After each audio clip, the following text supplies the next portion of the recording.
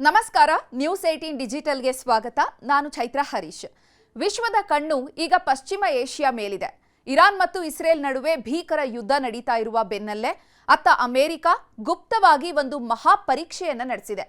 ಜಗತ್ತನ್ನೇ ಸುಟ್ಟು ಭಸ್ಮ ಮಾಡುವಂತಹ ಶಕ್ತಿಯನ್ನ ಹೊಂದಿರುವ ಡೂಮ್ಸ್ ಡೇ ಕ್ಷಿಪಣಿಯನ್ನ ಅಮೆರಿಕ ಯಶಸ್ವಿಯಾಗಿ ಉಡಾವಣೆ ಮಾಡಿದೆ. ಅತ್ತ ಇರಾನ್ ಕ್ಷಿಪಣಿಗಳು ಇಸ್ರೇಲ್ ಮೇಲೆ ಬೀಳ್ತಾ ಇದ್ರೆ ಇತ್ತ ಅಮೆರಿಕ ತನ್ನ ಪರಮಾಣು ಶಕ್ತಿಯನ್ನ ಪ್ರದರ್ಶಿಸಿ ಇಡೀ ಜಗತ್ತಿಗೆ ಎಚ್ಚರಿಕೆಯನ್ನ ನೀಡ್ತಾ ಇದೆ. ಈ ಒಂದು ಮಿನಿಟ್ ಮ್ಯಾನ್ 3 ಅನ್ನುವಂತಹ ಕ್ಷಿಪಣಿಯ ತಾಕತ್ತೇನು, ಕ್ಯಾಲಿಫೋರ್ನಿಯಾದಿಂದ ಪೆಸಿಫಿಕ್ ಸಾಗರದವರೆಗೆ ನಡೆದಂತಹ ಈ ಆಪರೇಷನ್ ಹಿಂದಿನ ಅಸಲಿ ಕಥೆ ಏನು, ಈ ಬಗ್ಗೆ ಸಂಪೂರ್ಣ ಮಾಹಿತಿಯನ್ನ ಇವತ್ತಿನ ಡಿಜಿಟಲ್ ಕಂಟೆಂಟ್ ನಲ್ಲಿ ನೋಡ್ತಾ ಹೋಗೋಣ. ನೀವಿನ್ನು ನ್ಯೂಸ್ 18 ಸಬ್ಸ್ಕ್ರೈಬ್ ಮಾಡಿಲ್ಲ ಅಂದ್ರೆ ಲೈಕ್ ಮಾಡಿ, ಶೇರ್ ಮಾಡಿ, ಸಬ್ಸ್ಕ್ರೈಬ್ ಮಾಡಿ. ಹೌದು, ಇರಾನ್ ಮತ್ತು ಇಸ್ರೇಲ್ ನಡುವಿನ ಮಹಾಯುದ್ಧ 7ನೇ ದಿನಕ್ಕೆ ಕಾಲಿಟ್ಟಿದೆ. ಇಡೀ ಮಧ್ಯಪ್ರಾಚ್ಯ ರಕ್ತಸಿಕ್ತವಾಗಿರುವಂತಹ ಈ ಒಂದು ಸಮಯದಲ್ಲಿ ಅಮೆರಿಕ ತನ್ನ ಅತ್ಯಂತ ವಿನಾಶಕಾರಿಯಾದಂತಹ ಆಯುಧದ ಪ್ರದರ್ಶನವನ್ನ ನೀಡಿದೆ. ಮಂಗಳವಾರ ತಡರಾತ್ರಿ ಕ್ಯಾಲಿಫೋರ್ನಿಯಾದ ವಾಂಡೆನ್ಬರ್ಗ್ ಬಾಹ್ಯಾಕಾಶ ನೆಲೆಯಿಂದ ಅಮೆರಿಕದ ವಾಯುಪಡೆಯು ಮಿನಿಟ್ ಮ್ಯಾನ್ 3 ಅನ್ನುವಂತಹ ಖಂಡಾಂತರ ಕ್ಷಿಪಣಿಯನ್ನ ಪರೀಕ್ಷೆ ನಡೆಸಿದೆ. ಈ ಕ್ಷಿಪಣಿಯನ್ನ ಜಗತ್ತು ಡೂಮ್ಸ್ ಡೇ ಮಿಸೈಲ್ ಅಂತ ಕರೆಯುತ್ತೆ, ಅಥವಾ ಪ್ರಳಯಾಂತಕ ಕ್ಷಿಪಣಿ ಅಂತ ಕರೆಯುತ್ತೆ ಇಡೀ ಜಗತ್ತು.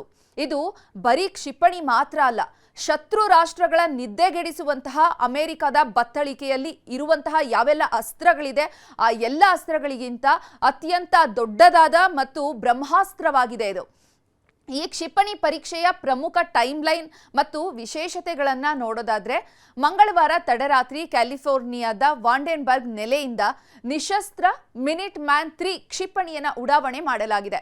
6000 ಮೈಲುಗಳ ಪ್ರಯಾಣವನ್ನ ಮಾಡುವಂತಹ ಶಕ್ತಿ ಇರುವಂತಹ ಇದು ಅಮೆರಿಕದಿಂದ ಹೊರಟಂತಹ ಕ್ಷಿಪಣಿ ಪೆಸಿಫಿಕ್ ಸಾಗರದ ಮಾರ್ಷಲ್ ದ್ವೀಪಗಳ ಗುರಿಯನ್ನ ನಿಖರವಾಗಿ ತಲುಪಿದೆ.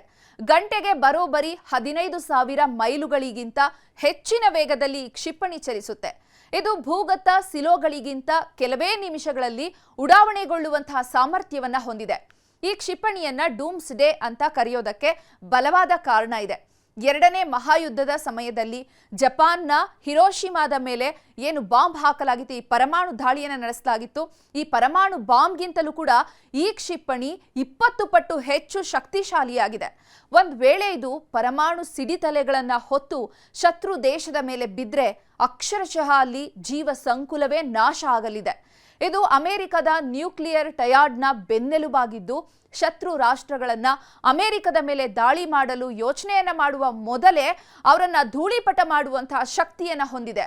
ಈ ಪರೀಕ್ಷೆಯ ಸಮಯ ಈಗ ಜಾಗತಿಕವಾಗಿ ದೊಡ್ಡ ಚರ್ಚೆಗೆ ಕಾರಣವಾಗಿದೆ. ಇರಾನ್ ಗುರುವಾರವಷ್ಟೇ ಇಸ್ರೇಲ್ ಮೇಲೆ 100 ಕ್ಷಿಪಣಿಗಳ ಮಳೆ ಸುರಿಸಿದೆ.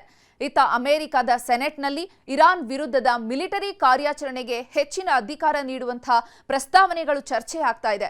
ಇಂತಹ ಉದ್ವಿಗ್ನ ಪರಿಸ್ಥಿತಿಯಲ್ಲಿ ಅಮೆರಿಕ ಈ ಪರೀಕ್ಷೆ ನಡೆಸಿರೋದು ಇರಾನ್ ಮತ್ತು ಅದರ ಮಿತ್ರ ರಾಷ್ಟ್ರಗಳಿಗೆ ನೀಡಿದ ನೇರ ಎಚ್ಚರಿಕೆ ಅನ್ನುವಂತಹ ಮಾತುಗಳು ಕೇಳಿ ಬರ್ತಾವೆ. ಆದರೆ ಅಮೆರಿಕದ ಬಾಹ್ಯಾಕಾಶ ಪಡೆ ಮಾತ್ರ ಇದು ಮುಂಚಿತವಾಗಿ ನಿಗದಿಯಾಗಿದ್ದಂತಹ ಸಾಮಾನ್ಯ ಪರೀಕ್ಷೆ ಅಷ್ಟೇ, ಇದು ಪ್ರಚಲಿತವಾಗಿ ನಡೀತಾ ಇರುವಂತಹ ಯುದ್ಧಕ್ಕೂ ಈಗ ಈ ಪರೀಕ್ಷೆಯನ್ನು ನಡೆಸಿರೋದಕ್ಕೂ ಯಾವುದೇ ಸಂಬಂಧ ಇಲ್ಲ ಅಂತ ಸ್ಪಷ್ಟನೆಯನ್ನ ನೀಡಿದೆ. ಮಿನಿಟ್ ಮ್ಯಾನ್ 3 ಕ್ಷಿಪಣಿಯ ವಿಶೇಷತೆ ಏನು ಅಂತ ನೋಡೋದಾದ್ರೆ, ಇದು ಘನ ಇಂಧನವನ್ನ ಬಳಸುತ್ತೆ. ಅಂದ್ರೆ ಇದನ್ನ ಯಾವುದೇ ಒಂದು ಕ್ಷಣದಲ್ಲೂ ಕೂಡ ದಾಳಿಗೆ ಸಿದ್ಧವಾಗಿರಬಹುದು, ಆ ರೀತಿಯಾಗಿ ಇದನ್ನ ಸಿದ್ಧವಾಗಿ ಇಟ್ಕೊಳ್ಳಲಾಗಿರುತ್ತೆ. ಇದು ಕೇವಲ ಒಂದೇ ಗುರಿಯಲ್ಲ, ಒಂದು ಸಲ ಉಡಾವಣೆಯನ್ನ ಮಾಡಿದ್ರೆ ವಿವಿಧ ಸ್ಥಳಗಳಲ್ಲಿರುವಂತಹ ಹಲವು ಗುರಿಗಳನ್ನ ನಾಶಪಡಿಸುವಂತಹ ತಂತ್ರಜ್ಞಾನವನ್ನ ಹೊಂದಿದೆ. ಅಂದ್ರೆ ಅಮೆರಿಕದ ಒಂದು ಕ್ಷಿಪಣಿ ಶತ್ರು ದೇಶದ ಹಲವು ನಗರಗಳನ್ನ ಏಕಕಾಲಕ್ಕೆ ಸ್ಮಶಾನವಾಗಿಸುವಂತಹ ಪವರ್ ಇದಕ್ಕಿದೆ. ಒಂದೆಡೆ ಇರಾನ್ನ ವಾಯು ನೆಲೆಗಳು ಮತ್ತು ತೈಲ ಕೇಂದ್ರಗಳ ಮೇಲೆ ಇಸ್ರೇಲ್ ಕಣ್ಣಿಟ್ಟಿದೆ. ಇನ್ನೊಂದೆಡೆ ಅಮೆರಿಕದ ಈ ಪರಮಾಣು ಶಕ್ತಿ ಪ್ರದರ್ಶನ ಜಗತ್ತನ್ನ 3ನೇ ಮಹಾಯುದ್ಧದ ಭೀತಿಗೆ ನೂಕಿದೆ. ಒಟ್ಟಾರೆಯಾಗಿ ಇರಾನ್ ಯುದ್ಧದ ಕಿಚ್ಚು ಹರಡ್ತಲೇ ಇರುವಂತಹ ಈ ಹೊತ್ತಲ್ಲಿ ಅಮೆರಿಕದ ಈ ಡೂಮ್ಸ್ ಡೇ ಅಬ್ಬರ ಯಾರನ್ನ ಗುರಿಯಾಗಿಸಿಕೊಂಡಿದೆ? ಈ ಬ್ರಹ್ಮಾಸ್ತ್ರದ ಪರೀಕ್ಷೆ ಯುದ್ಧವನ್ನ ತಡೆಯುತ್ತಾ ಅಥವಾ ಮತ್ತಷ್ಟು ಭೀಕರಗೊಳಿಸುತ್ತಾ ಅನ್ನುವಂಥದ್ದು ಇಡೀ ಜಗತ್ತಿನ ಆತಂಕಕ್ಕೆ ಕಾರಣವಾಗಿದೆ.